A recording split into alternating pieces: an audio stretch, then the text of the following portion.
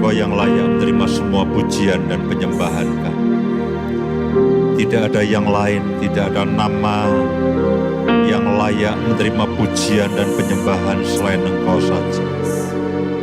Dari hidup kami, dari semua keberadaan hidup kami, hanya Engkau yang layak menerima semua pujian dan penyembahan. Tidak ada yang lainnya ya Tuhan. Syukur kami hanya kepadamu, pengagungan kami hanya kepadamu, pujian dan penyembahan kami hanya kepadamu saja Yesus, Tuhan dan Raja kami. Kami bersyukur untuk malam hari ini. Terima kasih untuk kasih karunia-Mu yang ajaib. Terima kasih untuk pemeliharaanmu yang sempurna. Terima kasih untuk perlindungan-Mu dalam kehidupan kami. Terima kasih untuk penjagaan-Mu dalam semua bagian dari kehidupan kami. Terima kasih karena Engkau terus menentukan langkah demi langkah dalam kehidupan kami. Kami bersyukur, kami berterima kasih untuk semua yang baik yang Kau sudah anugerahkan dalam kehidupan kami. Kami bersyukur untuk rencana-Mu yang indah. Malam hari ini kami mau belajar akan kebenaran firman-Mu. Roh Kudus, tolong setiap kami. Beri kami pengertian dalam segala sesuatu. Beri kami hikmat. Wahyukan akan kebenaran-Mu. Tolong kami semuanya untuk mengerti. Tolong hamba-Mu. Tolong kami semua jemaat-Mu. Supaya kami boleh mengerti dan memahami akan kebenaran firman-Mu, dan benih firman-Mu itu tertanam dalam kehidupan setiap kami, bertumbuh, berbuah 30, 60, bahkan 100 kali lipat. Firman-Mu itulah yang menjadi dasar dari iman kami. Firman-Mu itulah yang menjadi dasar bagi pengharapan kami. Firman-Mu itulah yang menjadi terang bagi jalan kami dan pelita bagi kehidupan kami semuanya. Terima kasih Bapa, terima kasih. Dan sementara firman-Mu disampaikan, Roh Kudus nyatakan akan kuasa-Mu, nyatakan akan pekerjaan-Mu. Ada terobosan, ada perubahan pikiran, ada pertobatan, ada pemulihan dalam kehidupan setiap kami. Bahkan yang sakit disembuhkan, yang terbelenggu dibebaskan, yang dalam kesusahan dihiburkan, yang dalam keadaan putus asa, mereka diberi pengharapan yang baru yang daripada-Mu. Terima kasih Bapa, terima kasih. Di dalam nama Tuhan Yesus kami berdoa. Amin. Silakan duduk Bapak Ibu dan Saudara sekalian. Puji Tuhan. Shalom. Saya bersyukur pada malam hari ini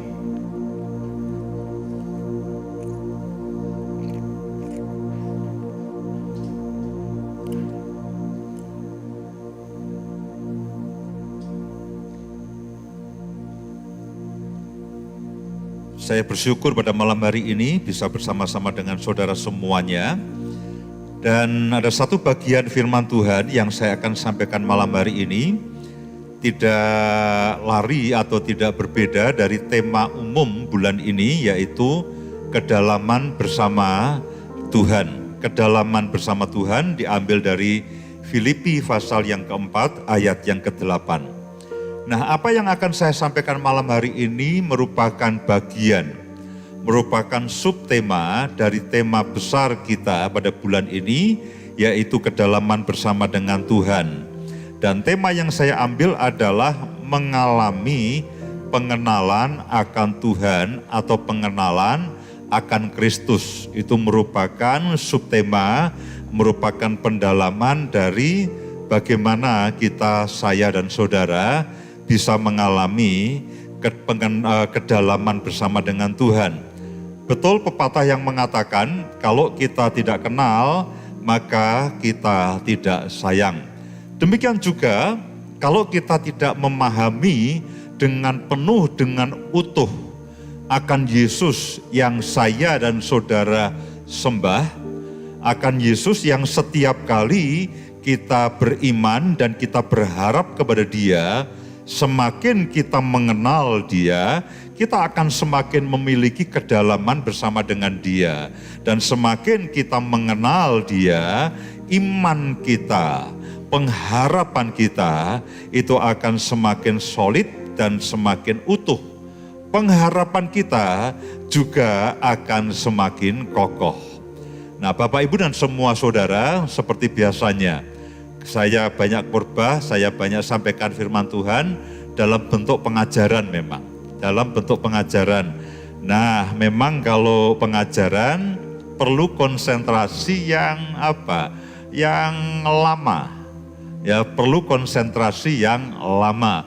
Jadi saya mohon kepada Bapak Ibu dan semua saudara, saya berharap dalam waktu 45 menit saya bisa menyelesaikan akan pelajaran ini. Saya sudah siapkan dalam bentuk PowerPoint. Saya bergumul berhari-hari mana yang supaya betul-betul singkat, padat, dan mudah dimengerti. Meskipun sejatinya memang sejujurnya ini mungkin butuh waktu beberapa jam, tapi saya berdoa Roh Kudus akan menolong saya supaya saya bisa mengerti dan bisa menyampaikan kepada saudara, dan Roh Kudus juga bisa menolong saudara supaya saudara bisa menangkap dengan utuh dan dengan penuh, supaya firman yang kita akan sama-sama pelajari dan sama-sama dengar malam hari ini itu akan membuat iman saya dan saudara itu kokoh, pengharapannya itu solid, dan kita akan mengalami kedalaman bersama dengan Tuhan itu lebih lagi. Semakin kita mengenal akan Tuhan kita, semakin kita mengerti akan Yesus kita akan semakin intim dan kita akan semakin karib. Kita akan semakin senang bersekutu dengan Dia, semakin kalau kita bisa mengerti semakin utuh. Misalkan begini, sebelum saya sampaikan poin demi poin. Tidak semua saudara mengenal saya cukup dekat. Ya, sebagian besar mungkin mengenal saya sebagai, oh dia adalah seorang hamba Tuhan yang sering kali khotbah di AOC dan dia suka mengajar. Sebagian besar saudara hanya mengenal saya sebagai pengkhotbah, sebagai pengajar, atau sebagai hamba Tuhan, atau sebagai gembala. Istri saya mengenal lebih lagi. Dia mengenal saya sebagai hamba Tuhan, sebagai gembala, sebagai pengkhotbah, sebagai pengajar, tapi sebagai suami juga. Dia pengenalannya akan saya bertambah. Anak saya bertambah lagi. Dia mengenal saya sebagai ayah, sebagai orang tua. Kadang-kadang mereka memperlakukan saya sebagai seorang penasehat. Kalau mereka butuh sesuatu, mereka akan tanya saya. Lalu kalau mereka mengalami sesuatu, mereka membutuhkan sesuatu, mereka juga minta kepada saya. Pengenalan anak saya akan saya jauh lebih banyak dibandingkan dengan saudara yang hanya sesekali bertemu. Mungkin setahun hanya 2 atau 3 kali, itu pun hanya saya sampaikan firman Tuhan di mimbar dan saudara mendengarkannya. Intinya begini, semakin saudara mengerti, semakin saudara mengenal seseorang, saudara akan semakin karib, saudara akan semakin intim, dan saudara akan bisa berbicara dengan dalam. Nah, itulah yang saya ingin sampaikan malam hari ini, mengalami pengenalan akan Kristus. Saya sudah siapkan poin demi poin. Saya berharap ini akan menolong saudara, karena tema ini kami khotbahkan di gereja itu 2 bulan. Khotbah ini kami sampaikan bergantian itu selama 2 bulan. Dan saya berdoa, Tuhan, ini tema bagus sekali. Cuman kan saya tidak mungkin lalu setiap Senin selama 2 bulan saya di sini. Itu juga menurut saya akan sulit sekali. Saya berdoa, Tuhan tolong caranya bagaimana saya bisa menyampaikan ini dalam waktu 45 menit. Dan mari kita lihat sama-sama, saya berdoa Roh Kudus akan menolong saya supaya saya tidak muter-muter Dan saudara Roh Kudus juga akan menolong saudara supaya saudara menangkap, oke, saya tahu nih, tidak perlu 2 bulan. Dalam waktu 40 menit saya bisa menangkapnya. Ini adalah tema kita. Mengalami pengenalan akan Kristus. Pertanyaan yang pertama adalah mengapa saya dan saudara, gambar berikutnya, next. Saya coba supaya sepraktis dan sedetail mungkin. Saudara tidak perlu mencatatnya, saudara tidak perlu memfotonya, ada di bagian multimedia, boleh dibagikan kepada siapapun, itu menjadi berkat untuk saudara dan saya. Pertanyaan pertama adalah mengapa saya dan saudara itu harus mengenal Kristus? Bahwa kalau kita tidak kenal, kita tidak sayang, itu ya. Tapi kalau kita tidak kenal, kita tidak akan tahu apa yang sebetulnya Tuhan itu anugerahkan, Tuhan itu karuniakan dalam kehidupan saudara dan saya. Karena di dalam Kristus kita menerima segala berkat, panggilan dan keselamatan itu adalah di dalam Kristus. Nah, kalau saudara tidak mengenal akan Kristus, bagaimana saudara bisa mengenal berkatnya, bagaimana saudara bisa mengalami keselamatannya, bagaimana saudara bisa mengalami hidup dalam panggilannya, sementara saudara tidak mengenal atau pengenalannya hanya minim. Oh Pak, saya mengenal Yesus sebagai Tuhan dan Juru Selamat, puji Tuhan. Pak, saya mengenal Yesus sebagai Yesus Tuhan dan Raja yang setiap kali saya puji dan saya sembah, puji Tuhan. Tapi ada demikian banyak sisi yang saya berdoa saudara akan memahaminya. Dan ketika kita mengenal dia, ketika katakan dia sebagai Juru Selamat, artinya kalau kita kenal Yesus sebagai Tuhan dan Juru Selamat, saudara menerima keselamatan itu. Nah, nanti kita akan baca poin demi poin bahwa sebetulnya jauh sangat banyak dan jauh sangat besar yang dibawa oleh Kristus dalam kehidupan saudara dan saya. Di dalam Efesus pasal yang pertama, ayat yang ketiga. Terpujilah Allah dan Bapa Tuhan kita Yesus Kristus. Perhatikan baik-baik, yang dalam Kristus. Yang dalam Kristus itu telah mengaruniakan kepada kita, kepada saudara dan saya, segala berkat rohani di dalam surga. Surga itulah sumber berkat. Keselamatan itu asalnya dari surga. Semua berkat yang saudara dan saya nikmati hari ini, itu asalnya juga dari surga. Dan satu-satunya kunci, satu-satunya password yang bisa membuka akan kunci surga itu, dan satu-satunya alasan yang membuat saudara itu menerimanya, adalah kalau saudara dan saya itu mengenal akan Kristus. Karena semua berkat di dalam surga, itu saudara akan terima di dalam Kristus. Di dalam Kristus, saudara menerima segala berkat rohani yang ketika itu menyentuh saudara, itu bukan hanya rohani, tapi juga jasmani. Jadi semua berkat yang saudara bisa sebutkan, itu saudara bisa menerimanya di dalam Kristus. Mengapa kita juga harus mengenal Kristus? Supaya kita tahu apa yang dikaruniakan Bapa kepada kita melalui Yesus Kristus. Semua berkat itu melalui Yesus Kristus. Nah, ada 2 arti mengenai mengenal. Pengenalan yang pertama itu mengenal karena pengetahuan. Mengenal karena pengetahuan. Yang kedua adalah mengenal berdasarkan pengalaman bersama. Nah, kedua hal inilah yang saya berdoa saudara akan mengalaminya. Ketika saudara mengenal Tuhan, oh Dia adalah Tuhan yang baik.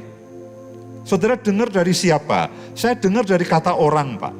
Saya sudah baca dari Alkitab, saya baca dari buku. Oke, saudara mengenal Yesus sebagai pribadi yang baik karena saudara tahu dari pengetahuan yang saudara terima.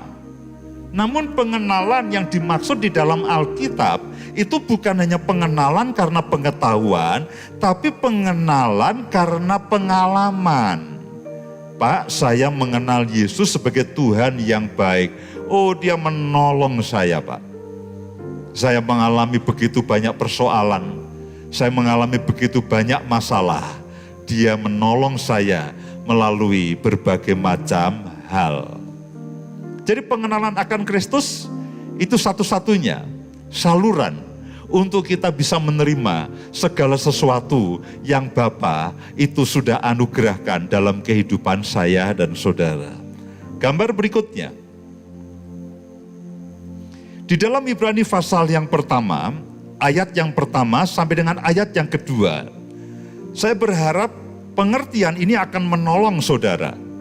Akan menolong saudara. Dikatakan begini, setelah pada zaman dahulu Allah berulang kali dan dalam pelbagai cara berbicara kepada nenek moyang kita dengan perantaraan nabi-nabi.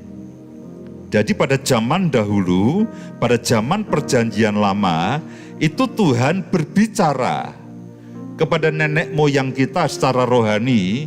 Nenek moyang kita secara rohani yaitu Israel itu, Tuhan berbicara lewat para nabinya. Mulai dari Taurat, Mazmur, nabi-nabi besar, nabi-nabi kecil. Allah berbicara lewat Henoh, Allah berbicara lewat Nuh. Allah berbicara lewat Abraham, Allah berbicara lewat Ishak, lewat Yakub, Allah berbicara lewat Musa, Allah berbicara lewat Yusuf, Allah berbicara kepada nenek moyang kita lewat Daud, lewat para nabi-nabi, Nabi Elia, Nabi Elisa, Nabi Yesaya, Nabi Joel dan sebagainya. Jadi yang ada di dalam perjanjian lama itu adalah Allah berbicara kepada orang Israel lewat para nabi-nabinya ini. Namun di dalam ayat yang kedua dikatakan begini, maka pada zaman akhir ini, yaitu mulai dari perjanjian baru, Matius, Markus, Lukas, Yohanes, itu dikatakan bahwa dia telah berbicara kepada kita, bukan kepada nenek moyang kita, tapi berbicara kepada saudara dan saya dengan perantaraan anaknya sendiri yang telah ia tetapkan sebagai yang berhak menerima segala yang ada. Oleh dia Allah telah menjadikan alam semesta. Jadi Bapak Ibu dan semua saudara, sekarang saudara mengerti apa perbedaan dari perjanjian lama dan perjanjian baru, Matius, Markus, Lukas, Yohanes. Kalau dalam perjanjian lama Allah berbicara kepada nenek moyang kita, nenek moyang rohani kita itu lewat para hambanya, lewat para nabinya. Namun pada perjanjian baru itu Allah berbicara lewat anaknya yang tunggal. Karena itulah tema kedalaman dengan Tuhan. Itu menjadi sangat sebetulnya, itu sangat strategis sekali. Kenapa tidak kedalaman dengan Abraham? Kenapa tidak kedalaman dengan Nuh? Kenapa tidak kedalaman dengan Daud? Kenapa tema yang Tuhan berikan pada saudara adalah kedalaman dengan Tuhan? Karena saudara, Tuhan memang sekarang ini berbicara kepada saudara dan saya itu lewat Tuhan Yesus. Dan saudara nanti akan tahu bedanya. Oke, saya kenal Bu Selvi, istri saya kenal Bu Selvi. Tapi menurut saya, Lala jauh lebih kenal ketimbang kami. Saya bisa cerita sebagian kecil dari kehidupan beliau kepada saudara. Dibandingkan dengan Lala, tentu jauh. Saudara akan jauh lebih, oh ya Pak, Bapak mah ceritanya nggak ada apa-apanya. Bapak cuman kulitnya doang. Kalau Lala cerita kita bisa lihat seluruh kehidupannya. Kenapa? Karena dia adalah anaknya. Demikian juga dengan Yesus. Nah, saya berdoa pengertian ini akan menolong saudara dan saya, lalu arah kerohanian kita, arah pengenalan kita itu harusnya bagaimana? Gambar berikutnya. Kita akan bicara mengenai keutamaan Kristus. Nah, tokoh-tokoh dalam perjanjian lama itu menolong saya dan saudara untuk mengerti kehendak Tuhan. Bagaimana Tuhan berhubungan dengan Abraham. Bagaimana Tuhan berhubungan dengan Daud. Bagaimana rencana Tuhan lewat Musa dan sebagainya. Dan bagaimana respon kita. Bagaimana kita bersikap baik dan benar terhadap Tuhan. Kita belajar mengenai keintiman dari Henokh. Kita belajar bagaimana ketaatan Nuh membangun bahtera. Kita belajar bagaimana iman dan ketaatan Abraham. Kita belajar kesetiaan dan tanggung jawab Musa. Kita belajar bagaimana Daud itu adalah pribadi yang sangat merindukan Tuhan. Dan masih banyak para nabi, para hamba Tuhan di perjanjian yang lama yang kita bisa belajar dari dia. Namun dibandingkan dengan Kristus, kalau tadi dari apa yang saya sudah bacakan di dalam Efesus pasal yang pertama, ayat yang ketiga tadi, kalau boleh dimundurkan sedikit pada gambar halaman kedua. Pada gambar halaman kedua, terpujilah Bapa dan Tuhan kita Yesus Kristus yang dalam Kristus. Jadi kalau kita belajar Abraham, kita belajar bagaimana iman dan ketaatannya. Dan kita belajar bagaimana apa yang disampaikan Tuhan kepada Abraham, kita belajar, oh Tuhan itu memberkati Abraham, berarti Tuhan juga bisa memberkati kita. Oh Tuhan itu menolong Musa, Tuhan juga bisa menolong saya. Dari para tokoh-tokoh perjanjian lama, kita bisa belajar pengalaman mereka dipelihara oleh Tuhan. Namun kalau Yesus, ketika dia datang dalam kehidupan saudara, dia tidak hanya sekedar membawa cerita tentang Tuhan. Dia tidak sekedar membawa cerita tentang Allah Bapa di surga. Dia tidak hanya menceritakan tentang Allah, tapi dia membawa semua berkat yang daripada surga, yang daripada Allah sendiri.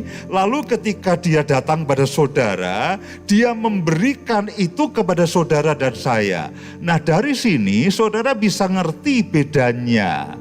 Kalau Abraham menceritakan tentang Tuhan, kalau Yesus itu membawa semua berkat Tuhan dalam kehidupan saudara, bahkan di dalam Yesus, saudara itu diberi roh anaknya sehingga saudara menjadi anak.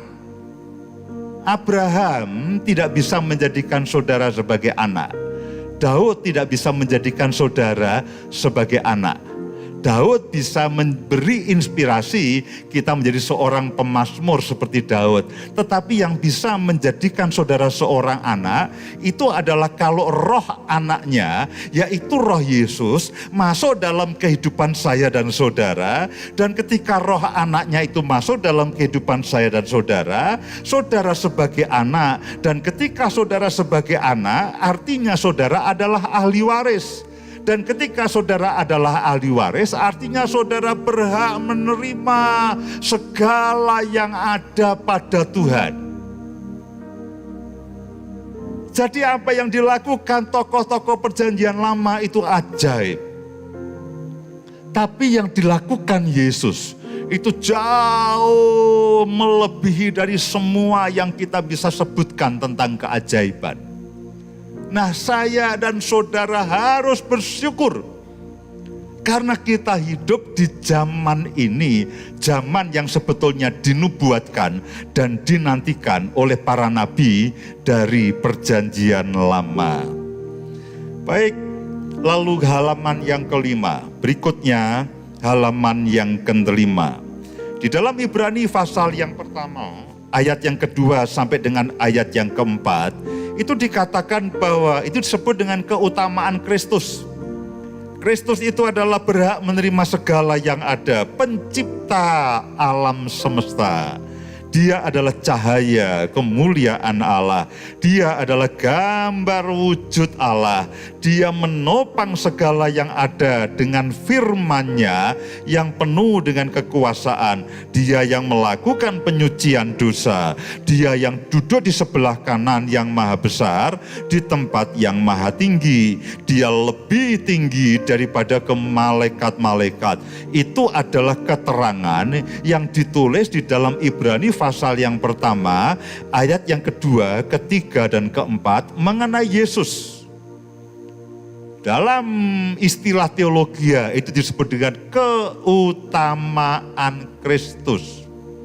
Jadi saudara dan saya, betapa ketika saudara itu mengenal Yesus, saudara itu anugerah yang ajaib. Itu melebihi semua pengharapan, semua ekspektasi kita. Gambar berikutnya. Ini secara singkat, saudaraku. Apa yang kita peroleh dari pengenalan akan Tuhan Yesus Kristus? Setiap poinnya sebetulnya harus dikhotbahkan 1 jam. Tapi paling tidak, saudara tahu gambaran besarnya. Saudara tahu tinjauannya. Kalau kita mau bepergian, kita pakai Google Map. Dia ada tinjauannya, rute dasarnya. Paling tidak saudara tahu rutenya. Oh, kita akan lewat ini, kita akan terus lalu belok kiri, belok kanan, dan sebagainya. Saudara tahu gambaran besarnya. Dan malam hari ini, minimal saudara tahu gambaran besarnya. Sehingga pada waktu-waktu berikutnya, ketika saudara membaca Alkitab, ketika saudara mendengarkan firman Tuhan, saudara akan ditambah-tambahkan. Sama dengan ketika kita pakai Google Maps, kita akan tahu rute besarnya, tinjauannya. Lalu setelah itu kita akan dituntun dari perempatan kepada perempatan yang berikutnya. Demikian juga bagian dari firman ini. Apa yang kita peroleh dari pengenalan akan Tuhan Yesus Kristus? Dikatakan kalau kita mengenal dan menerima Yesus sebagai Tuhan dan Juru Selamat, kita akan menerima hidup yang kekal. Kita menerima keselamatan. Ketika kita percaya Yesus, kita akan menerima keselamatan. Nah, itu tidak dibawa oleh hamba Tuhan dan nabi-nabi yang lainnya. Saudara selamat karena percaya Yesus, bukan karena percaya Nuh, bukan percaya kepada Abraham, bukan percaya kepada Daud. Dari mereka kita belajar mengenal Tuhan, dan dari mereka kita belajar akan respon baik mereka kepada Tuhan. Tentu saja saudara harus belajar juga dari perjanjian lama. Namun memang pada dasarnya sekarang ini Tuhan itu berbicara kepada saya dan saudara lebih banyak dan lebih utuh lewat Yesus Kristus. Di dalam Yesus kita dilimpahi kasih karunia dan damai sejahtera. 2 Petrus pasal yang pertama ayat yang kedua. Efesus pasal yang pertama ayat yang ketiga. Tadi kita sudah baca, menerima segala berkat rohani di dalam surga. Di dalam 2 Petrus pasal yang pertama ayat yang ketiga, kita menerima segala yang sesuatu yang berguna untuk hidup yang saleh. Semuanya itu kita terima oleh pengenalan kita akan Yesus Kristus. Dikatakan kita telah menerima segala sesuatu yang berguna untuk hidup yang saleh, untuk hidup sesuai dengan kehendak Tuhan, untuk hidup sesuai dengan perkenanan Tuhan. Itu semuanya sudah saya dan saudara terima ketika saudara dan saya menerima Yesus. Jadi begini, Yesus itu tidak masuk dalam hidup saudara dengan tangan kosong. Lalu dia minta persembahanmu, dia minta perpuluhanmu, dia minta saudara dan saya berkorban, dia minta segala sesuatunya. Kadang-kadang orang berpikir Pak, Tuhan itu jahat, dia ambil segala sesuatunya dari saya. Yesus tidak datang dalam kehidupanmu dalam keadaan tangan kosong. Ketika dia datang dalam kehidupanmu, dia datang penuh dengan segala berkat yang dari surga. Dia menganugerahkan ketika dia datang. Dia memperlengkapi saudara dan saya, menganugerahkan kepada saudara dan saya dengan segala sesuatu yang baik untuk saudara bisa hidup yang saleh dan hidup berkenan, hidup sesuai dengan kehendak Tuhan. Ayat yang keempat dikatakan, di dalam Dia kita mendapatkan janji-janji yang besar, yang berharga dan yang sangat besar. Supaya apa? Saudara dan saya beroleh bagian dalam kodrat ilahi. Di dalam Kristus kita juga selalu ada di dalam jalan kemenangannya. Saudaraku, yang saya sampaikan pada bagian ini itu adalah topik-topik besar sebetulnya. Topik keselamatan. Topik hidup dalam kasih karunia yang berlimpah-limpah. Topik menerima segala berkat rohani. Tapi paling tidak, saudara tahu gambaran besarnya. Sehingga ketika saudara membaca Alkitab, saudara, oh ini bagian daripada ini. Ketika ada hamba Tuhan yang berkhotbah mengenai kasih karunia yang berlimpah-limpah, saudara bisa mengatakan, oh ini juga yang disampaikan bahwa ini semuanya kita terima di dalam Tuhan. Ketika saudara mendengarkan khotbah yang mengatakan Tuhan memberkati saudara, Tuhan memperlengkapi saudara dengan semua yang baik untuk berbuat baik, untuk hidup dalam kehendak Tuhan, untuk hidup menyelesaikan rencananya, untuk hidup dalam destininya. Tuhan sudah memperlengkapi saudara, dan perlengkapan itu bukan belum, tapi sudah. Saudara tanya, Pak, kapan saya terimanya? Saya menerimanya ketika saya menerima Yesus sebagai Tuhan dan Juru Selamat. Paling tidak, saudara tahu gambar besarnya. Betapa saya dan saudara harus semakin mengenal akan Yesus. Ketika saudara membaca Alkitab, Matius, Markus, Lukas, dan Yohanes, saudara mengerti, saudara membaca akan kisah mengenai Yesus. Saudara mengerti akan apa yang menjadi firman Yesus, apa yang disampaikan oleh Yesus, apa yang dilakukan oleh Yesus. Itu semuanya mencerminkan semua berkat yang dianugerahkan kepada saudara dan saya di dalam Kristus. Bacalah Matius, Markus, Lukas, Yohanes dengan sangat amat teliti. Karena di situ ada daftar menunya. Kalau saudara ke rumah makan, saudara akan tahu, minta daftar menunya. Apa semua yang bisa dimasak, yang bisa disediakan oleh rumah makan ini. Kalau saudara baca Matius, Markus, Lukas, Yohanes, saudara akan mengerti semua daftar menu, daftar berkat, semua sikap Yesus, semua sifat Yesus, bagaimana dia mengasihi, bagaimana belas kasihannya, bagaimana responnya kepada semua orang yang memerlukan pertolongan kepada dia. Nah, ketika saudara mengerti akan itu, saudara akan tahu ketika saudara mengenal dan saudara memiliki kedalaman dengan Yesus, hidup saudara dan saya itu sangat amat ajaib. Jadi pada bagian ini saya ingin sampaikan bahwa pengenalan akan Yesus itu adalah kunci untuk kita mengalami semua kepenuhan Allah, semua berkat, semua rencananya, semua destiny, semua kodrat ilahi yang Allah tetapkan dalam hidup saudara dan saya. Nah, gambar berikutnya. Ada satu poin yang saya ingin sampaikan kepada saudara. Belajar mengenal Yesus dari pengakuan Yesus tentang siapa dirinya. Itu disebut dengan the seven great I am. Di dalam istilah teologi itu disebut dengan the seven great I am. Nah, saya ingin menolong saudara, ini di dalam kitab Yohanes. Ini baru di dalam kitab Yohanes. Ya, gambar berikutnya, apa sih the The seven great I am itu apa?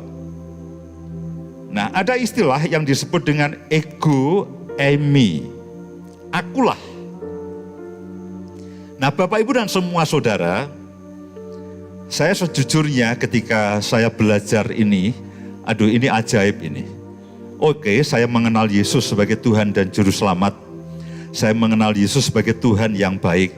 Tapi kadang-kadang rinciannya saya tidak terlalu jelas. Jadi ketika kami belajar ini, saya mengatakan, ini ajaib. Ini ajaib.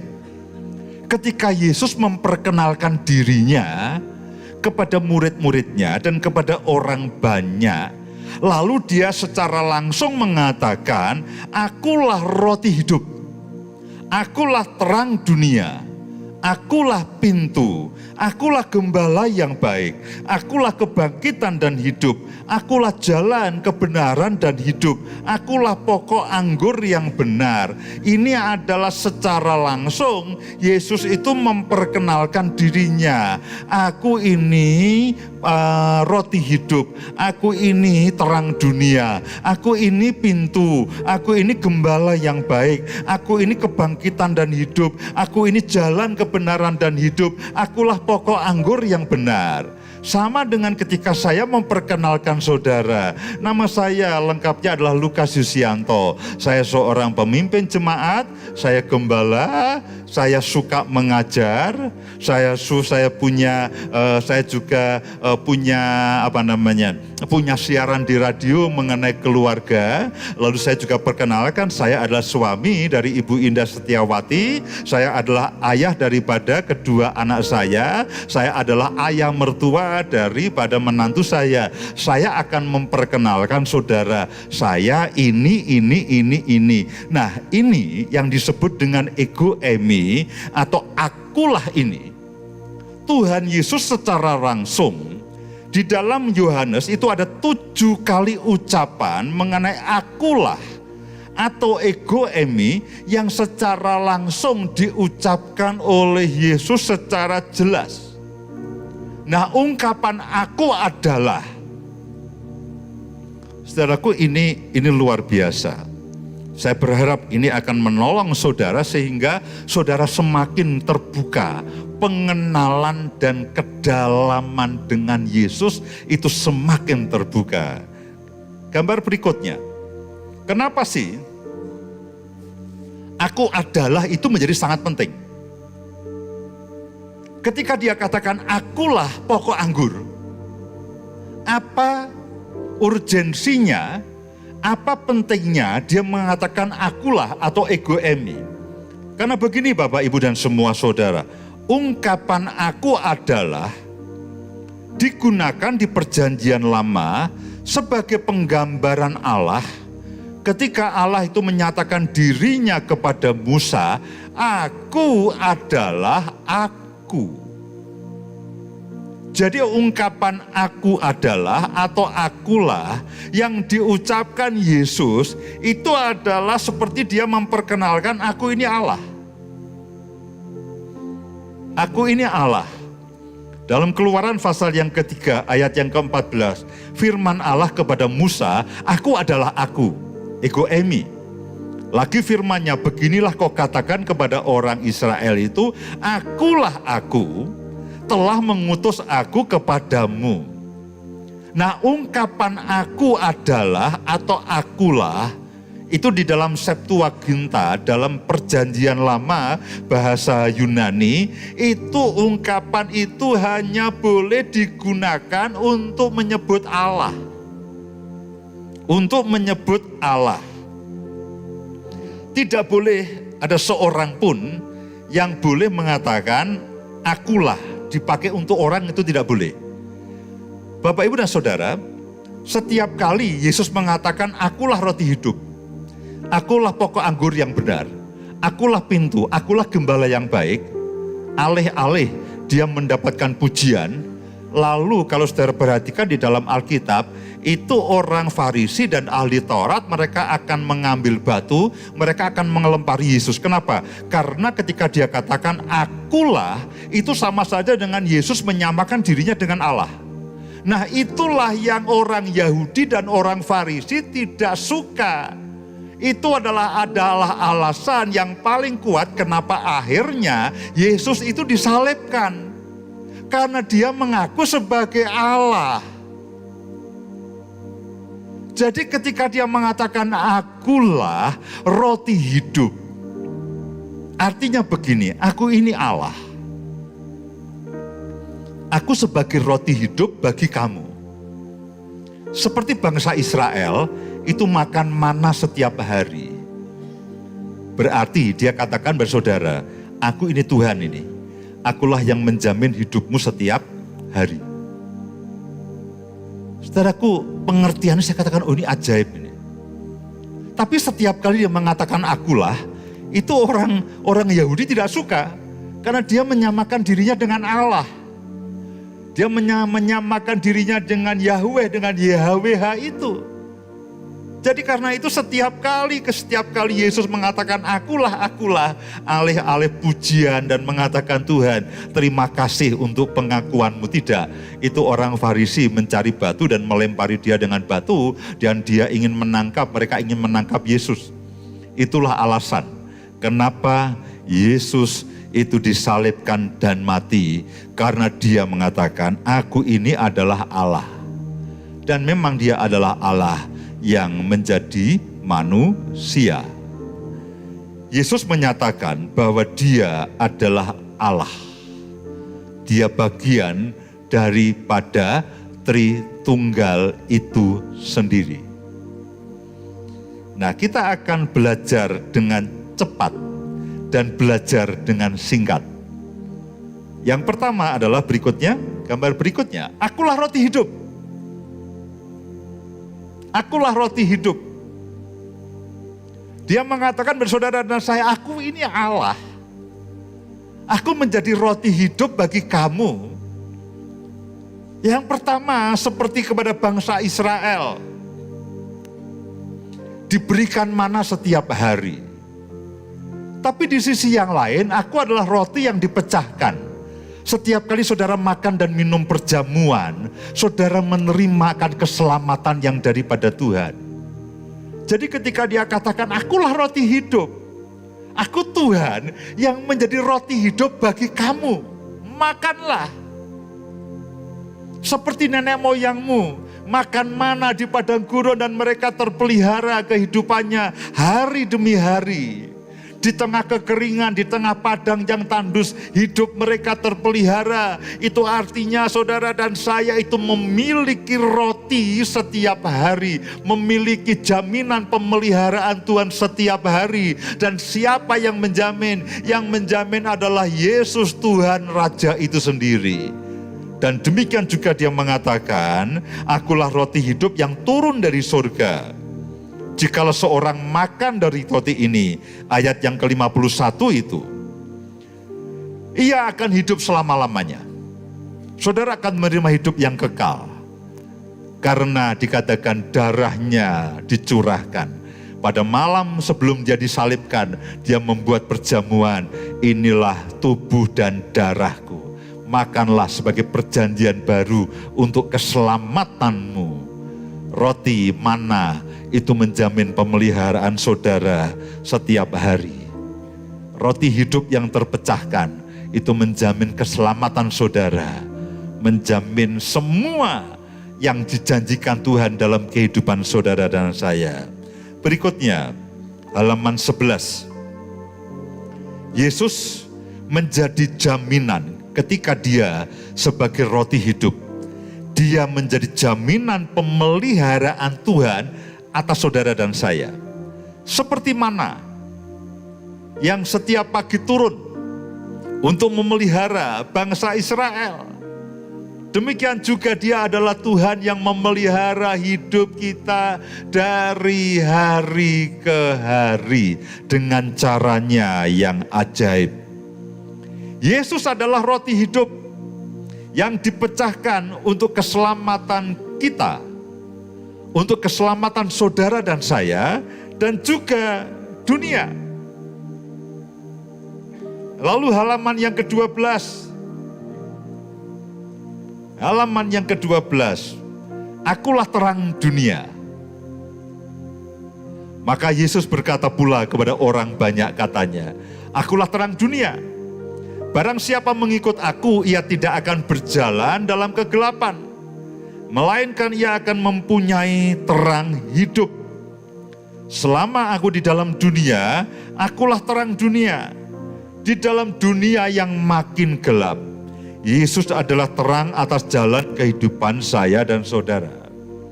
Bapak, Ibu, dan saudara semuanya, apakah dunia ini akan makin baik? Tidak.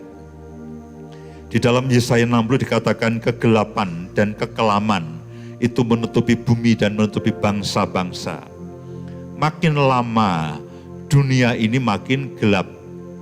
Dunia memang makin modern, tapi jalan kehidupan makin gelap. Orang sulit untuk menemukan Tuhan. Orang makin banyak orang yang ngawur, makin banyak orang menikmati dunia. Secara teknologi orang makin modern, tapi sebetulnya jalan kehidupan mereka itu semakin gelap. Dosa merajalela, keputusasaan merajalela. Kita baru saja dengar satu keluarga, ayah, ibu, dan kedua anaknya atau satu anaknya yang terjun bunuh diri dari apartemen lantai 22 atau berapa, 4 orang kalau tidak salah. Bapak, Ibu, dan semua saudara, kehidupan kita sebetulnya dunia ini makin gelap. Anak-anak kita nanti itu tidak mewarisi dunia yang lebih baik. Anak-anak kita akan mewarisi dunia yang jauh lebih jahat dan jauh lebih gelap. Tapi puji Tuhan, kalau saya dan saudara dan anak-anak kita itu mengenal akan Yesus, Yesus akan menjadi terang bagi mereka. Amin. Dia akan menjadi terang bagi mereka. Dialah yang memimpin setiap keputusan kita. Dialah yang membuka jalan kehidupan kita. Dialah yang memimpin saudara dan saya. Dia katakan, akulah terang dunia. Halaman ke-13. Saudara tanya, Pak, ngomong-ngomong Bapak siapkan berapa halaman? 19, saudaraku. Itu sudah saya ringkas, sebelumnya 26. Saya katakan, 26 halaman, saya nyekrol aja bisa setengah jam, saya bilang begitu. Ringkas. Sampai akhirnya tinggal 19. Saya coba ringkas lagi, tidak bisa, saudaraku. Jadi saya menyerah. Saya berdoa Roh Kudus akan menolong saudara. Akulah pintu. Akulah pintu. Bukan akulah penjaga pintu, bukan. Dia adalah pintu. Kata Yesus sekali lagi, aku berkata kepadamu, sesungguhnya akulah pintu ke domba-domba itu. Semua orang yang datang sebelum aku adalah pencuri dan perampok. Dan domba-dombaku itu tidak mendengarkan mereka. Akulah pintu, barang siapa masuk melalui aku, ia akan selamat. Dan ia akan masuk dan keluar dan menemukan padang rumput. Bapak, Ibu, dan semua saudara, betul yang dikatakan Alkitab, Yesus itu pintu, bukan penjaga pintu loh. Dia pintu itu sendiri. Di dalam kandang pada zaman dahulu, itu bentuknya hanya seperti itu. Tumpukan batu yang kotak, lalu ada lubangnya. Nah, gembala itu akan duduk dan berjaga di lubang itu sebagai pintu. Bukan dia membuat pintu lalu digembok. Bukan dia membuat pintu lalu digembok. Dia menyediakan dirinya sebagai pintu. Saudara bisa bayangkan, Tuhan itu menjadi pintu bagi saudara.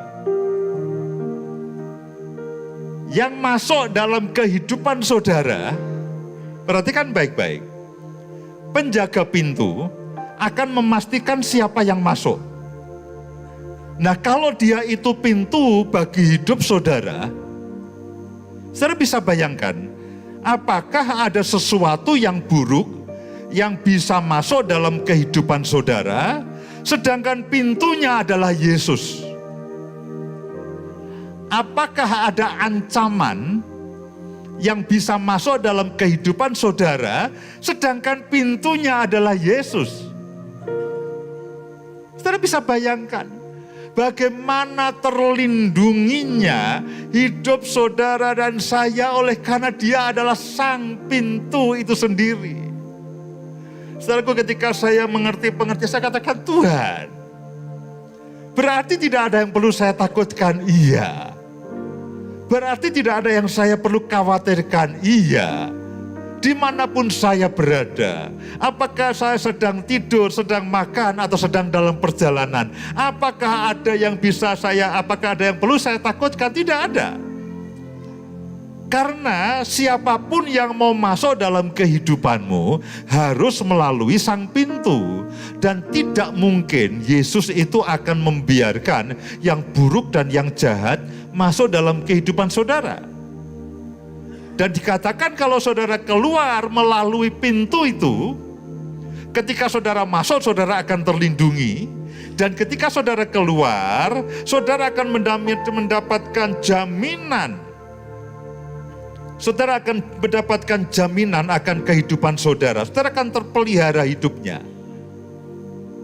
Karena dikatakan kalau engkau keluar menemukan padang rumput. Jadi Dia adalah Tuhan yang melindungi kita. Dia Tuhan yang memelihara kita. Gambar berikutnya, gambar yang ke-14. Tidak asing, akulah gembala yang baik. Akulah gembala yang baik. Gembala yang baik memberikan nyawanya bagi domba-dombanya. Akulah gembala yang baik dan aku mengenal domba-dombaku dan domba-dombaku mengenal aku. Saudara bisa belajar di dalam Mazmur 23. Daud sebagai seorang gembala, dia yakin bahwa Tuhan adalah gembalanya. Dan itu berarti Tuhan memelihara hidupnya dan juga melindungi hidup saudara dan saya. Ketika dia katakan, aku adalah gembala yang baik. Aku ini Tuhan, pencipta langit dan bumi. Aku ini Tuhan atas alam semesta. Nah sekarang bagi kamu, aku adalah gembala. Saudara kenal istilah backing. Kadang-kadang ada orang, orang itu di-backingi oleh orang yang kuat. Di belakang dia ada orang kaya, di belakang dia ada orang yang berpengaruh, di belakang dia ada orang yang berkuasa. Jangan berani-berani dengan dia. Saudara pernah mendengarkan akan perkataan seperti itu? Nah saudara bayangkan, yang membackup saudara, yang membackingi saudara dan saya itu bukan manusia. Yang membackingi, yang membackup dan yang menjagai saudara itu adalah Tuhan, pencipta langit dan bumi yang mau menjadi gembala bagi saudara dan saya. Saudara perlu waktu cukup banyak untuk terus mengulang, memperhatikan dan merenungkan akan kebenaran ini. Halaman berikutnya ayat yang ke-15.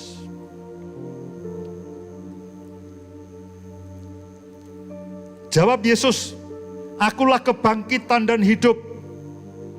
Barang siapa percaya kepadaku, ia akan hidup selamanya, walaupun ia sudah mati. Dan setiap orang yang hidup dan yang percaya kepadaku, tidak akan mati selama-lamanya. Percayakah engkau akan hal ini? Dia katakan, akulah kebangkitan. Ketika dia katakan, akulah kebangkitan, kita bisa mengerti, dia akhirnya mengalahkan maut. Dia mengalahkan maut, lalu dia bangkit. Nah, kalau dia tidak pernah mengalahkan maut, sebetulnya iman saudara kepada Yesus itu tidak banyak gunanya. Kalau dia tidak pernah mengalahkan maut dan dia bangkit, itu saudara tidak akan pernah bisa mengalami kehidupan kekal. Tetapi karena dia katakan aku ini adalah kebangkitan, sehingga siapapun yang sudah mati, nanti akan dibangkitkan. Loh, kok bisa Pak? Kan dia kebangkitan. yang sudah mati sebelum Tuhan datang. Ketika Tuhan datang, dia dibangkitkan. Loh, kok bisa dibangkitkan? Nah, Tuhanlah kebangkitan dan dia hidup. Sehingga entah saya dan saudara yang nanti seandainya kita itu lalu sampai kepada pengangkatan, lalu bagaimana dengan saudara-saudara kita yang sudah meninggal dalam Tuhan, lalu bagaimana dengan mereka? Tetapi karena Tuhan katakan akulah kebangkitan dan hidup, sehingga mereka yang percaya kepada Yesus sebelum kita yang sudah mati, mereka akan dibangkitkan dan mereka memperoleh kehidupan dan bersama-sama menikmati kehidupan kekal di surga. Jadi kalau dia tidak mengatakan aku adalah kebangkitan, iman percaya saudara dan saya sebetulnya salah alamat. Saudara tidak akan pernah bisa menikmati surga yang kekal kalau seandainya kita sudah meninggal sebelum pengangkatan. Betapa ajaibnya karena dia adalah kebangkitan dan hidup untuk saudara. Halaman yang ke-16. Enggak terasa loh saudaraku, sudah hampir 1 jam saya khotbah. Akulah jalan, kebenaran, dan hidup. Kata Yesus kepadanya, akulah jalan dan kebenaran dan hidup. Tidak ada seorang pun yang datang kepada Bapa kalau tidak melalui aku. Bagaimana saudara bisa yakin bahwa saudara akan sampai ke surga? Sedangkan jalan ke Jogja saudara belum tentu tahu. Bagaimana saudara bisa yakin saudara akan, Pak nanti saya akan sampai surga? Itu jaminannya apa? Sedangkan kemana-mana saudara harus pakai Google Maps. Dan ke surga, saudara ketik surga, Google Map-nya akan hang saudaraku. Tetapi puji Tuhan, kita itu memiliki jalan. Bukan hanya kita itu tahu jalannya. Saudara dan saya bukan tahu jalannya. Kita ini punya jalannya. Siapa jalan itu? Jalan itu adalah Yesus itu sendiri. Jadi ketika saudara dan saya percaya Yesus sebagai Tuhan dan Juru Selamat, saudara memiliki jalan kepada Bapa.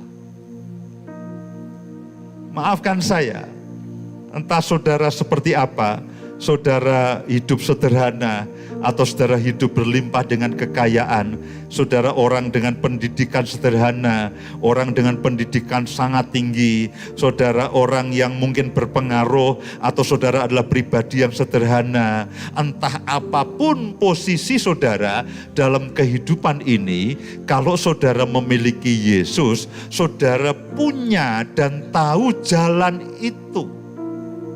Saudara tidak perlu takut bahwa Pak nanti bagaimana ya saya caranya ke surga. Saudara hanya perlu percaya kepada Yesus, niscaya saudara akan sampai ke surga. Saudara akan sampai kepada Bapa. Saudara akan mengalami kebangkitan itu. Saudara akan memiliki hidup yang kekal itu. Karena dia adalah hidup itu sendiri. Dia bukan petunjuk jalan kehidupan, bukan. Dia bukan yang memberikan petunjuk, bukan. Dia adalah jalannya sendiri. Itulah yang membedakan saya dan saudara. Itulah yang membedakan kekristenan dan Yesus dengan katakan ahli-ahli agama yang lain. Orang-orang akan menunjukkan ini loh jalan ke surga. Mau ke surga, kamu harus lakukan ini dan sebagainya. Inilah jalan ke surga. Kalau Yesus, akulah jalan. Kamu gak usah bingung. Ketika kamu percaya, aku menjadi jalan bagi kamu. Aku menjadi gembala bagi kamu. Aku menjadi pintu bagi kamu. Aku menjadi segala sesuatunya bagi kamu. Betapa saudara akan makin mengenal akan Yesus. Saudara akan makin dalam mengenal akan Yesus. Yesus adalah jalan kepada Bapa. Yesus menjadikan kita dibenarkan di hadapan Bapa. Dia adalah kebenaran. Sehingga saya dan saudara yang percaya, itu di hadapan Bapa, saudara adalah dianggap orang benar. Saudara tidak akan ditolak. Saudara tidak akan ditolak karena saudara adalah orang benar. Kenapa? Yesus adalah kebenaran itu. Yesus adalah jaminan kehidupan kita sekarang dan hidup dalam kekekalan bersama dengan Bapa. Puji Tuhan, bagian yang terakhir. Akulah, halaman 17, akulah pokok anggur yang benar. Akulah pokok anggur yang benar dan Bapakulah pengusahanya. Setiap ranting padaku yang tidak berbuah, dipotongnya. Dan setiap ranting yang berbuah, dibersihkannya. Supaya ia lebih banyak berbuah. Perhatikan baik-baik ayat yang keempat. Tinggallah di dalam aku. Kalau dalam bahasa tema bulan ini, tinggal di dalam kedalaman bersama dengan Tuhan. Tinggallah di dalam aku. Dan aku di dalam kamu. Dalam kedalaman, dalam pengenalan dengan Tuhan. Sama seperti ranting tidak dapat berbuah dari dirinya sendiri, kalau ia tidak tinggal pada pokok anggur. Demikian juga kamu tidak berbuah, jikalau kamu tidak tinggal di dalam aku. Tinggal di dalam kedalaman, tinggal di dalam pengenalan. Akulah pokok anggur, dan kamulah ranting-rantingnya. Barang siapa tinggal di dalam aku dan aku di dalam dia, ia berbuah banyak. Sebab di luar aku, kamu tidak dapat berbuat apa-apa.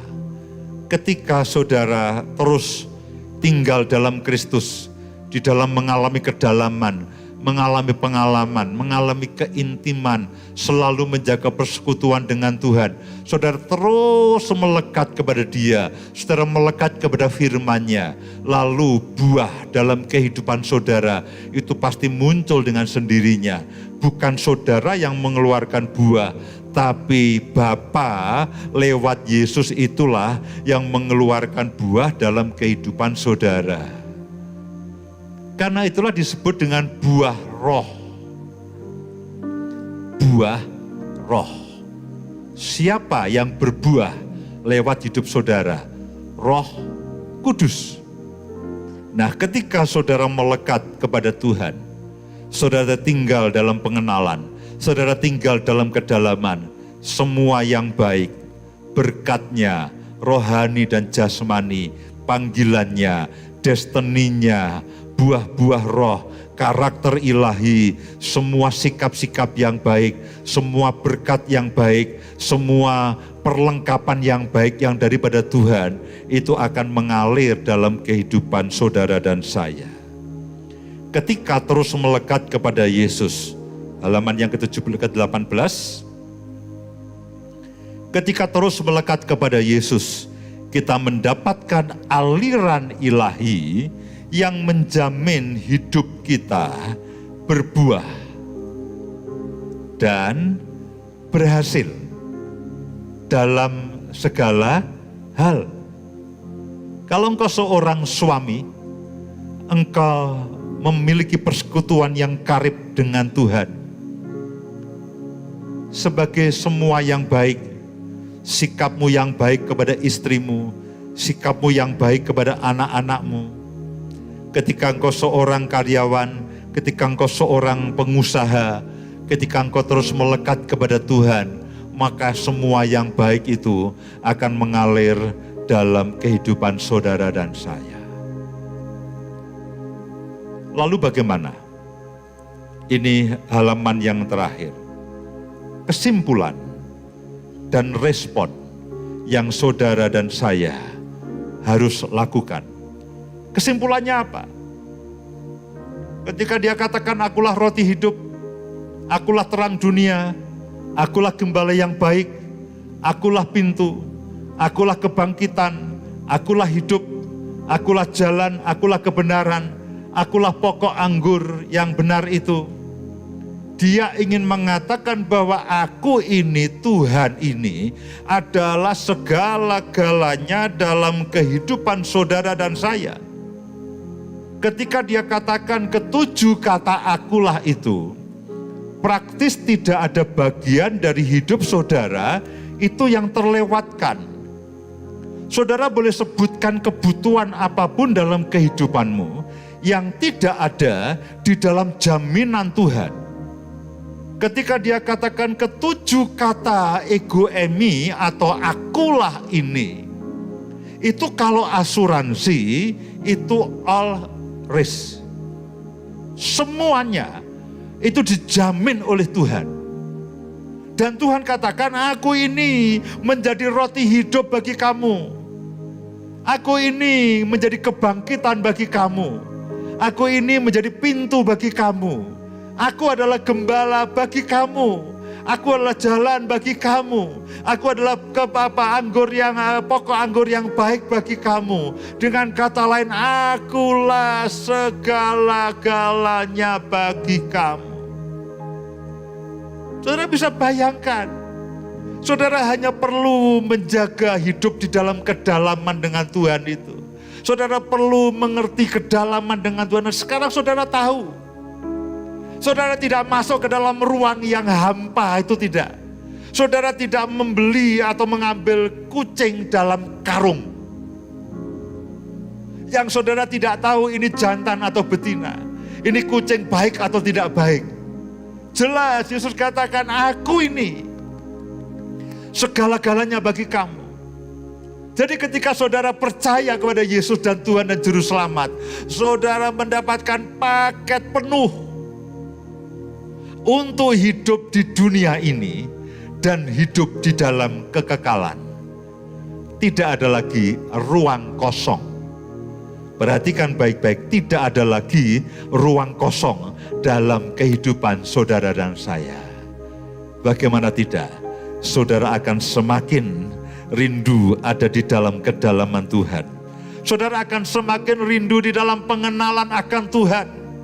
Saudara akan semakin rindu untuk bersekutu dengan Tuhan lewat pembacaan firman-Nya.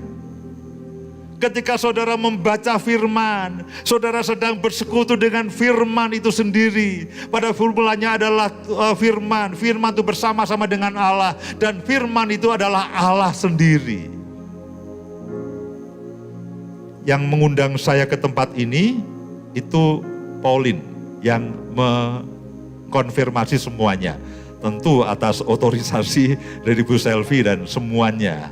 Nah, ketika saya membaca semua yang disampaikan oleh Pauline, saya percaya saya tidak akan ditolak, meskipun itu hanya lewat WA. Tapi karena saya tahu yang ngomong siapa, Pauline. Dia melakukan ini semuanya atas otorisasi, atas wewenang dari Bu Selvi dan semua pemimpin yang ada di tempat ini. Jadi ketika dia mengundang, dia memastikan, Pak, Bapak akan datang ini dan sebagainya. Bapak akan menginap di sini. Oke, saya percaya. Saya percaya.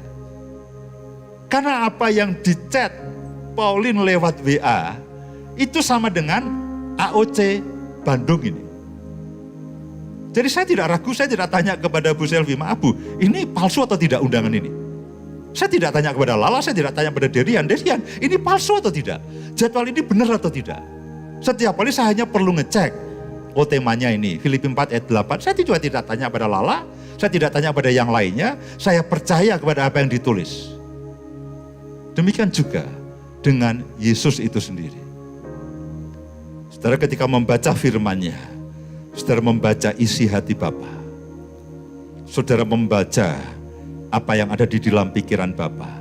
Saudara membaca apa yang ada di dalam hati dan pikiran Yesus itu sendiri. Terlebih ketika dia katakan, akulah roti hidup bagi kamu. Akulah kebangkitan bagi kamu. Jangan takut dengan kematian, jangan takut dengan maut. Karena aku sudah pernah mengalahkannya. Dan kalau kamu memiliki aku dalam kehidupanmu, niscaya maut itu juga tidak akan berkuasa atas kehidupanmu. Sehingga Paulus katakan, hei maut, di manakah sengatmu? Kenapa Paulus berani berkata begitu? Apakah dia orang yang sembrono? Tidak. Karena dia memiliki Yesus, dia memiliki kemenangan atas maut. Bapak, Ibu, dan semua saudara, saya berdoa ketujuh perkataan akulah atau ego eimi ini, Roh Kudus akan menolong saudara. Tentu waktu tidak akan cukup. Mintalah kepada bagian multimedia, Pak, saya minta PowerPoint-nya. Saya akan baca lagi ayat demi ayat. Jaminan pemeliharaan, perlindungan yang sempurna, penebusan dosa, keselamatan, dan hidup kekal bersama Bapa di surga. Saya mencoba memikirkan lama, ini kesimpulannya apa ya? Daripada saya bercerita, saya coba berdoa, Tuhan beri saya kesimpulan-kesimpulan supaya jemaatmu dengan mudah itu memahaminya. Jaminan pemeliharaan, perlindungan yang sempurna, penebusan dosa dan keselamatan, dan hidup kekal bersama Bapa di surga. Para pelayan puji-pujian bisa maju ke depan. Yang berikutnya adalah respon kita akan menentukan apakah yang dijanjikan Tuhan itu akan menjadi kenyataan atau tidak. Nah, berarti kan baik-baik. Respon saya dan saudara tidak menentukan kasih Tuhan. Kasih kuasa Tuhan itu tetap utuh meskipun saudara menerima atau menolaknya. Dia tetaplah utuh. Yang membedakan adalah kalau respon saudara baik dan memadai, itu semuanya akan menjadi kenyataan dalam kehidupan saudara dan saya. Kalau saudara haus, saudara lapar, saudara percaya, saudara merindukan Tuhan, maka pemeliharaan Tuhan itu akan terjadi dalam kehidupan saudara dan saya. Dia sudah mengatakan begini, akulah roti hidup bagi kamu. Kalau kamu percaya, itu akan terjadi. Kalau kamu tidak percaya, aku tetap roti hidup, tapi ya kamu tidak akan mengalaminya. Jadi kasih Tuhan, kuasa Tuhan itu tidak tergantung dari respon saudara. Respon saudara itu hanya akan membuat saudara mengalami atau tidak. Biasanya setelah ibadah, saya akan diajak ke ruang makan. Di situ semua tersedia.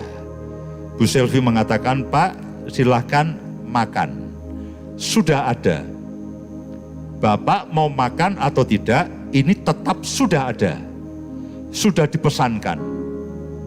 Bahkan beberapa teman sudah tahu apa yang saya sukai di Bandung ini. Sudah tersedia. Apakah saya akan menikmatinya atau tidak, tergantung dari respon saya. Kalau lalu saya mengambilnya, ya terjadilah.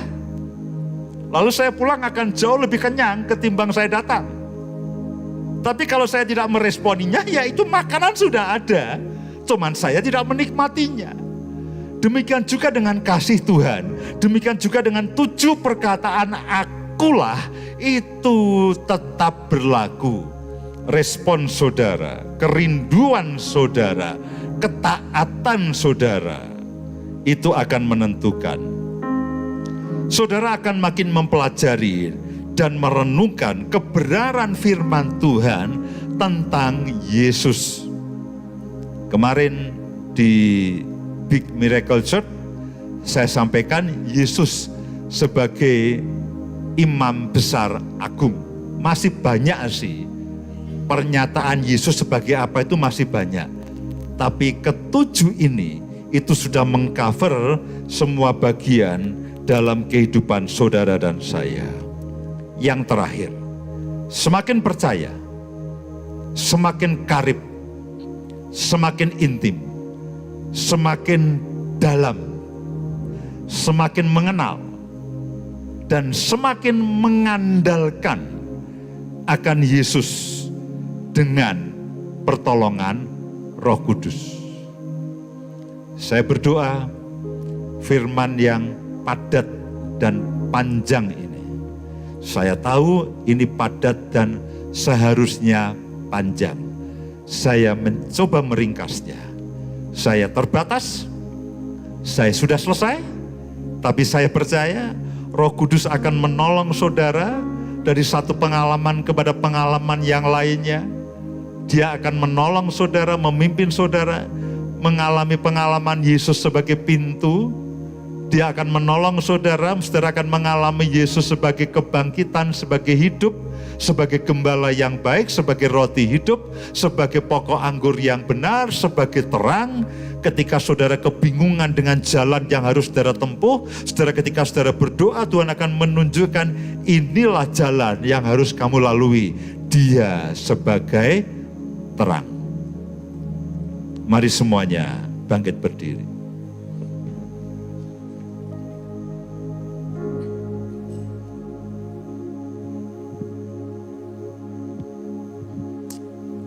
Terima kasih Tuhan, terima kasih. Bahwa kerinduan kami itu kami lebih mengenal Engkau lebih lagi. Kiarana musika rana nama sikarana nano. Dan ku ingin mengenal-Mu Tuhan, lebih dalam dari semua yang ku kenal. Amin, amin, amin. Tiada kasih yang melebihi-Mu, ku ada untuk menjadi penyembah-Mu. Dan ku ingin mengenal-Mu Tuhan, lebih dalam dari semua yang ku kenal. Tiada kasih yang melebihi-Mu, ku ada untuk menjadi penyembah-Mu. Katakan kami rindu untuk mengenal-Mu lebih lagi. Ingin mengenal-Mu Amin, amin, amin, amin, amin. lebih dalam dari semua yang ku kenal. Amin Tuhan. Tiada kasih yang melebihi-Mu, ku ada untuk menjadi penyembah. Sekali lagi katakan, ku ingin menjadi mengenal-Mu. Dan ku ingin mengenal-Mu Tuhan, lebih dalam dari semua yang ku kenal. Tiada kasih yang melebihi-Mu, ku ada untuk menjadi penyembah-Mu.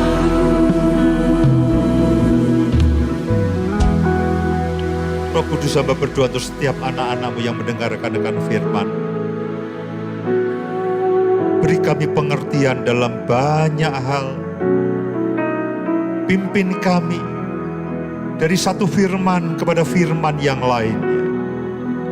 Pimpin kami dari satu kebenaran kepada kebenaran yang lainnya. Dan terlebih lagi, tolong kami untuk mengalami semua kebenaran itu. Bagian demi bagian. Tolong kami.